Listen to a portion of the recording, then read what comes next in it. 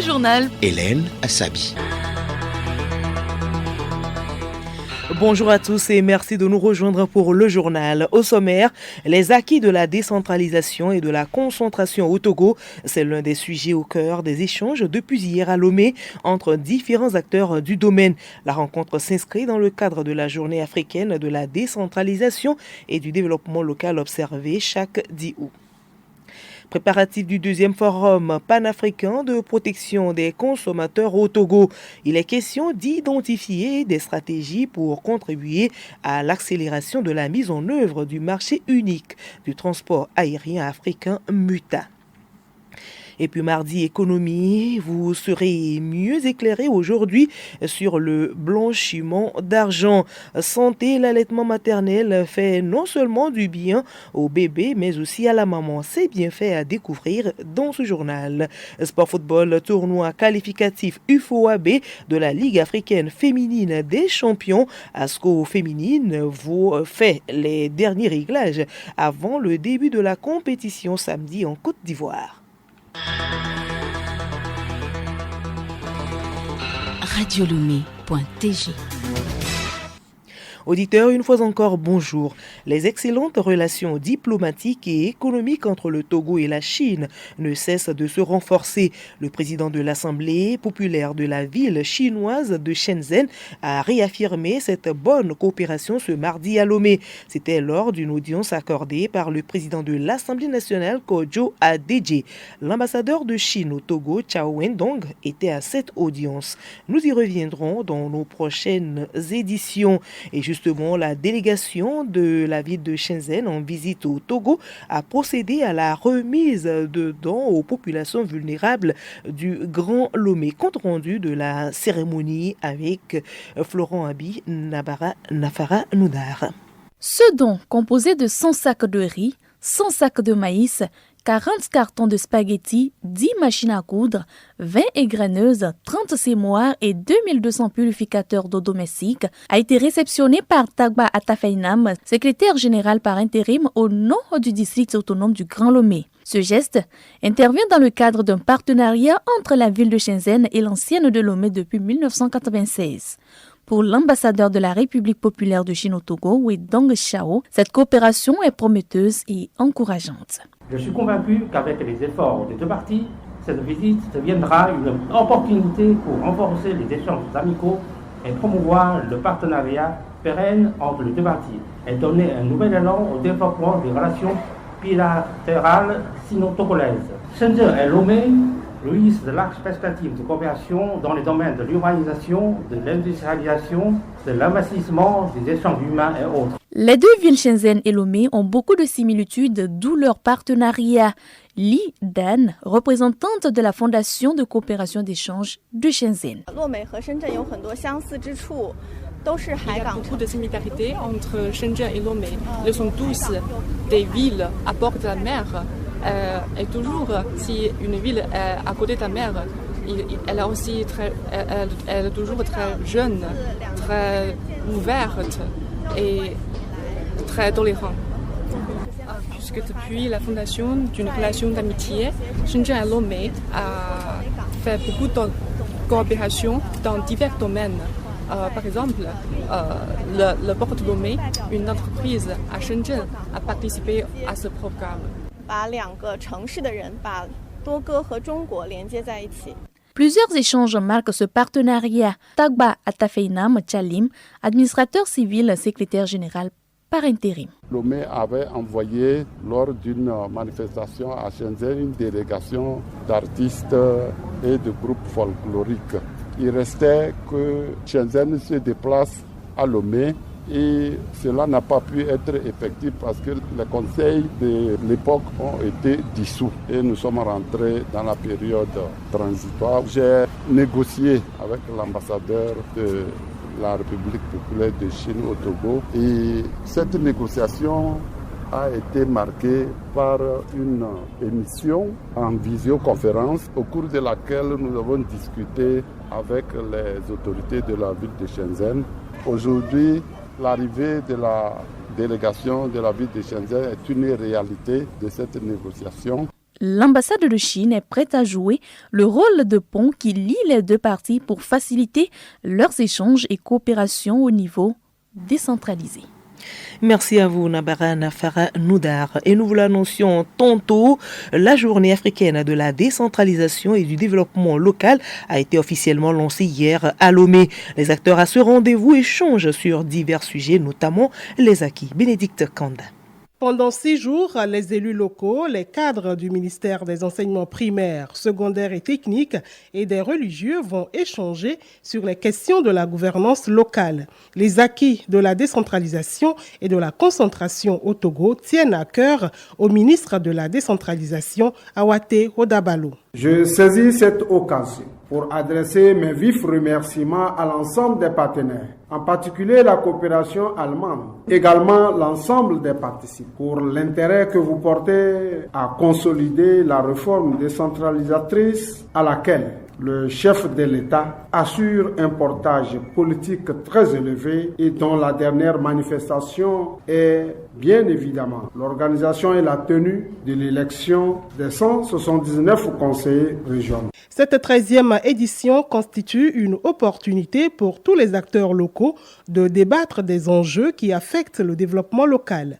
Yawa Kwigan, ministre de la Communication, porte-parole du gouvernement, présidente de la fêtière des communes du Togo. Parmi les compétences des communes, la question de l'éducation occupe une place essentielle, notamment au niveau du primaire. Je suis donc ravie de constater que le thème de cette journée est ainsi libellé « Établir un système d'éducation et de formation solide, ancré dans les réalités de l'Afrique au niveau local ». Les échanges sur cette thématique majeure nous aideront à mieux répondre aux défis de la formation et de l'emploi des jeunes. Je tiens à rendre hommage à son Excellence Faure Mnanya Singbe, président de la République, pour sa politique visionnaire en matière d'éducation et de formation. La journée africaine de décentralisation et du développement local a été instituée en 2011. Autre rendez-vous à venir, le Forum panafricain de protection des consommateurs. Les travaux auront lieu dans un mois au Togo. L'information a été rendue publique hier à Lomé au cours d'une conférence de presse. Biova Bongo Azonko Sename. La rencontre entre les organisations membres, la Ligue des consommateurs du Togo, l'Association togolaise des consommateurs et des professionnels de médias se situe dans le cadre des préparatifs de ce 12e forum. Il vise à remobiliser les membres de l'Union africaine des consommateurs afin d'identifier des stratégies et contribuer à l'accélération de la mise en œuvre du marché unique du transport aérien africain. Il s'agit aussi de renforcer la régulation des télécommunications en Afrique. Dr Emmanuel Sogadi, président de la Ligue des consommateurs du Togo et membre du comité d'organisation. Ce forum va regrouper plusieurs représentants des organisations de consommateurs à travers tout le continent. L'UAC vise à renforcer les liens de partenariat et de fraternité au sein des organisations de consommateurs. Nous avons mis en termes de thème général la protection des droits des consommateurs dans le secteur des télécommunications et des transports aériens. Et donc nous voulons que les organisations de consommateurs dans les pays puissent mettre en place des mécanismes de plaidoyer, accompagner les États à ratifier et à montrer l'importance du MITA. Et les gens pourront voyager facilement à travers le continent. La fiscalité également sera au menu des discussions. Nous allons parler encore des télécommunications. Elles sont aujourd'hui la base de toute activité économique de nos pays, également de nos entreprises. Le marché vise l'accroissement du PIB de 1,3 milliard de dollars, la création de milliers d'emplois, l'amélioration de la connectivité, l'ouverture de nouvelles liaisons commerciales, la libre circulation des personnes et des biens, la réduction des temps de vol et des prix des billets. Merci à vous, Azonko Sename. La pêche a repris sur la mer au Togo. Cela fait suite à 2 semaines de trêve pour des cérémonies rituelles initiées par les communautés de pêche de Lomé et à Néron. Une équipe de Radio Lomé a constaté cette reprise des activités ce mardi à la plage de Lomé. Plus de détails dans nos prochaines éditions. Le journal Hélène Assabi. Actualité à l'étranger, qui est à l'origine de la rupture des relations diplomatiques entre l'Ukraine et le Mali. L'Ukraine souligne que c'est la Russie qui détruit l'architecture de la sécurité internationale pouvant garantir le droit des pays africains à un avenir libre. L'Ukraine dit se réserver le droit de prendre des mesures nécessaires contre les actions inamicales du Mali. L'Ukraine rejette aussi les accusations de soutien au terrorisme international lancées par le Mali. La diplomatie de Kiev accuse Bamako de ne pas apporter la preuve de son implication dans ces affrontements. La Russie fait également parler d'elle au Niger. Les Américains achèvent le retrait de leur armée à Agadez. Ce départ fait suite à la dénonciation en mars 2024 par la junte militaire du CNSP de l'accord militaire avec Washington qui avait été signé en 2012 sous la présidence de Mahamadou Issoufou. Au cours des négociations de retrait avec le Pentagone, les Nigérians ont assuré aux Américains que les Russes ne seraient pas autorisés à investir leurs anciennes bases. Tout en rompant ses relations, ses liens avec ses principaux partenaires occidentaux, la junte du CNSP s'est donc rapprochée de la Russie. Ces derniers mois, Moscou a achevé des instructeurs et du matériel militaire sur le sol nigérien.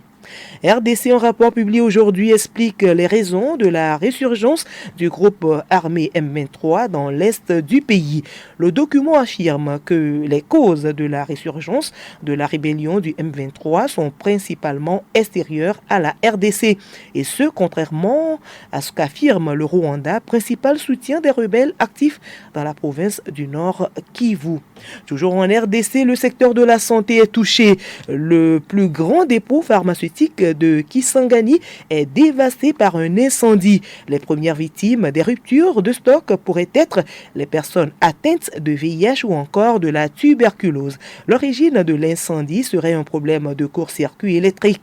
C'est le troisième incendie qui ravage un dépôt pharmaceutique à Kisangani en moins de 10 ans. Santé toujours, la semaine de l'allaitement maternel tire vers sa fin. Pour une mère, prendre soin de son bébé, c'est aussi prendre soin d'elle-même. L'allaitement maternel est donc une source de bien-être pour la nourrice et cela réduit en elle le risque de cancer du sein, remet l'utérus en place et atténue le risque d'AVC. Ces détails avec Naka Chamdia, sage-femme au centre médico-social de UTB circulaire. L'allaitement maternel, tout d'abord, protège la maman contre les maladies cardiaques et le diabète de type 2. L'allaitement maternel prévient les cancers, surtout le cancer du sein, le cancer des ovaires et de l'utérus. Quand l'enfant tète, ça permet à l'utérus de se mettre en place. L'utérus se rétracte bien et ça évite les hémorragies après l'accouchement. Quand vous donnez bien le sein à l'enfant, dans les 6 mois, les règles peuvent ne pas arriver. Vous pouvez ne pas tomber enceinte. Mais quand vous n'allaitez pas bien l'enfant, vous pouvez tomber enceinte à tout moment, avant les 6 mois. Pendant les 6 mois, vous pouvez avoir les rapports non protégés sans que la grossesse n'arrive.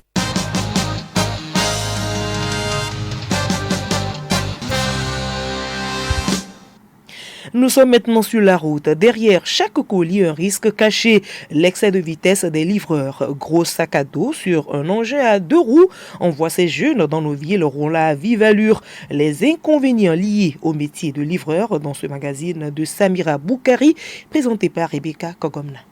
Le travail de livreur n'est pas de tout repos. Ils font face au stress et à plusieurs problèmes. Ce que relève Jean, un livreur. Je fais des livraisons partout. Le service de livraison est un service un peu compliqué, très stressant. Nous devons prendre un colis d'un point à un autre. Pas délivrer le meçon en excès de vitesse. Ça provient de l'employeur et du client. Quand le client t'appelle, qu'il est en retard par rapport à ce qu'il a commandé, il veut sortir ou bien le restaurant te presse. Dans le désir de satisfaire les clients et leurs collaborateurs, les livreurs roulent à vive allure pour respecter les délais, ce qui provoque les accidents. Les limitations de vitesse souvent ignorées jouent un rôle crucial dans la prévention des accidents. Le non-respect de limitations de vitesse est souvent associé à un manque de sensibilisation. Asia Moins Komlan, moniteur, donne des conseils. En règle générale, du code de la route, en agglomération, la vitesse est limitée à 50 km/h. À moins que toi-même tu veux être prudent, tu peux rouler à moins de 50 pour préserver ta vie et la vie des autres. Le moyen par lequel un conducteur va savoir qu'une vitesse est limitée, c'est à travers les panneaux de signalisation. Il y a des sanctions qui sont prévues à cet effet par la loi et en plus des panneaux qui interdisent l'excès de vitesse. Et ce panneau te montre que tu roules au-delà de ce que tu dois rouler. Avec ta conscience, tu peux ralentir et suivre la limitation de vitesse prévue sur le panneau de signalisation. Le premier conseil au conducteur, c'est de venir apprendre le code de la route, d'utiliser sa conscience et pour savoir que la route tue. Ou on se fait tuer par la route. Si je ne veux pas que la route me tue, il faudrait que je respecte la route pour sauver sa vie et la vie des autres. La prudence est la meilleure solution en matière de sécurité routière. Les livreurs parcourent des milliers de kilomètres chaque jour pour satisfaire les clients dans les délais les plus courts. Ils devraient pour cela respecter le code de la route et rouler prudemment. Mardi économie à présent, on entend souvent parler du blanchissement d'argent ou action de cacher la provenance d'argent. Ce fléau s'étend de plus en plus et met en boule les économies des pays. Que comprendre par blanchissement d'argent et quels sont les secteurs vulnérables? Réponse dans la page économique avec Léontina Tokima. Les experts définissent le blanchiment d'argent comme le fait de rendre des biens et services issus des voies illicites légaux à travers des structures accréditées. Regina Bandé, experte. C'est le fait d'utiliser de l'argent dont l'origine illicite pour l'injecter dans un système afin de normaliser l'origine ou les moyens liés à une transaction. Qu'est-ce que ça veut dire de manière concrète? Je mène une activité illégale, illicite, telle que la vente de drogue, le trafic des migrants, revenus de la corruption, de la fiscalité, et j'essaie de les utiliser en les mettant dans un système ordinaire comme aller faire un dépôt, aller construire une école, aller construire des hôpitaux. C'est essayer de donner un caractère officiel, un caractère légal à de l'argent qui n'est pas propre. L'économiste Regina Bandé revient sur les principaux secteurs vulnérables au phénomène de blanchiment d'argent. Beaucoup de criminels financiers utilisent les banques après les forfaits pour vouloir positionner. Nous avons les assurances. Certains peuvent aller au niveau des assurances aussi pour blanchir. Nous avons aussi les entreprises non financières. Nous avons les notables, nous avons les avocats. Plusieurs organisations mènent des actions pour mettre fin à ce fléau, pour protéger le système financier et aussi pour sécuriser les acteurs économiques. Sport football, dernière ligne droite pour ASCO féminine avant le tournoi qualificatif de la Ligue africaine des championnes zone UFOAB. ASCO est logé dans le groupe A et son staff nourrit l'espoir de voir l'équipe jouer le tour suivant. Edo Assignon. Logé dans la poule A aux côtés de l'Inter d'Abidjan et Ainovi FC du Bénin, ASCO féminine ne pense pas faire de la figuration. Le staff veut mettre les bouchées doubles pour passer au tour suivant. Nous allons essayer de mieux connaître nos adversaires et les défier. C'est possible qu'on puisse sortir de cette poule, a laissé entendre Atawiao, coach adjoint d'ASCO de Kara féminine. Pour réaliser cet exploit, les Condona féminines du Togo doivent batailler dur dans ce groupe A afin de décrocher leur billet pour l'étape continentale. Et cela passe par la première rencontre face à Ainovi FC du Bénin le mardi 13 août. Le départ de la délégation togolaise pour Abidjan est prévu pour ce mercredi. Tournoi qualificatif, c'est du 10 au 23 août en Côte d'Ivoire. Pas de répit pour les pensionnaires de la D1 féminine. Elle joue cette semaine pour le compte de la 4e journée. Dans la poule A ce mercredi, Ari FC reçoit SOTR de Lomé. Entente de ce mesure à Winagels. USAMU reçoit AC Barracuda. Dans la poule B, Foda affronte Doumbé FC. Semassi de son côté défie Unisport de Sokoré. Jeux olympiques Paris 2024, la France valide son billet pour la finale en football. Dominatrice mais menée, l'équipe de France olympique a tout de même trouvé les ressources pour renverser l'Égypte 3-1. Les Égyptiens, malgré leur détermination, n'ont pas pu maintenir la constance jusqu'à la fin de la rencontre. Après avoir décroché le billet pour la finale, le staff de l'équipe de France olympique nourrit désormais l'ambition de remporter la médaille d'or à la maison. Il faut maintenant chercher l'or. Il va falloir se concentrer et récupérer et faire quelque chose face à l'Espagne, a déclaré le sélectionneur de l'équipe olympique de France, Thierry Henry. La France affronte vendredi prochain en finale l'Espagne, dominateur du Maroc en demi-finale, 2-1. Toujours aux Jeux olympiques, la judokate française d'origine togolaise Clarisse Agbenienou a dédié sa médaille olympique au Togo. Double médaillée de bronze en individuel de moins de 63 kg et médaillée d'or en équipe mixte, Clarisse Agbenienou n'oublie pas le pays de ses parents. Le Togo est mon pays, le pays de mes parents. Je vais y retourner avant la fin de l'année. J'ai hâte de voir ma famille et mes proches, a déclaré Clarisse Agbenienou.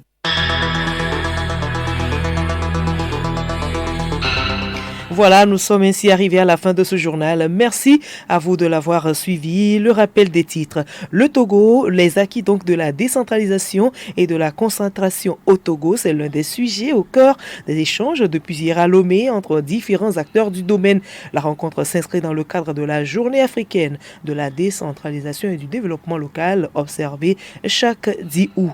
Et puis préparatif du deuxième forum panafricain de protection des consommateurs au Togo, il est question d'identifier des stratégies pour contribuer à l'accélération de la mise en œuvre du marché unique du transport aérien africain MUTA.